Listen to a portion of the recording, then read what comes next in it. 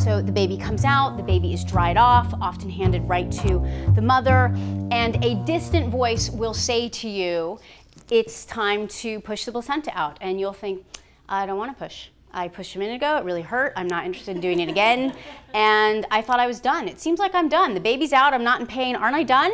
But you're not done. It's very important. You're really officially not done until the placenta comes out.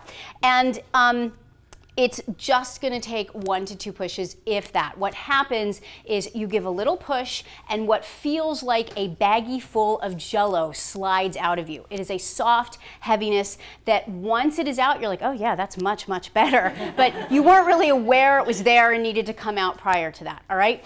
And your practitioner will show you your placenta if you want to see it. Some people are kind of interested, some people are not. But the really cool thing about the placenta is, and only a childbirth educator can say this, right? But the really cool thing about the placenta. But keep in mind, this is an organ that your body grew specifically to feed this baby, specifically. And it was growing, growing, growing through the first trimester. How many of you had nausea in the first trimester?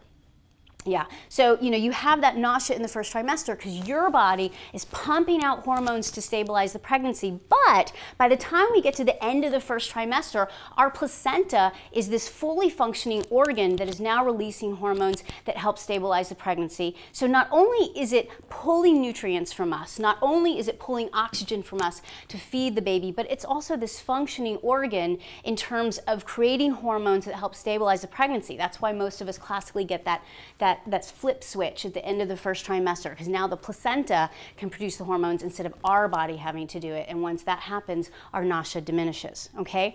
So your placenta is going to slide out of you, and your practitioner can show it to you if you'd like to see what was feeding your baby. And you can tell when you had good nutrition. You get nice, big, juicy placentas. Women who are smoking have little, tiny, shriveled placentas. So it's nice to see that big, juicy placenta that was nourishing your baby. And the other really great thing, just think of it as losing 3 to 4 pounds like that. All right, so that's a really nice bonus as well. It's just like, done, I don't need this anymore, and we're just gonna let it go.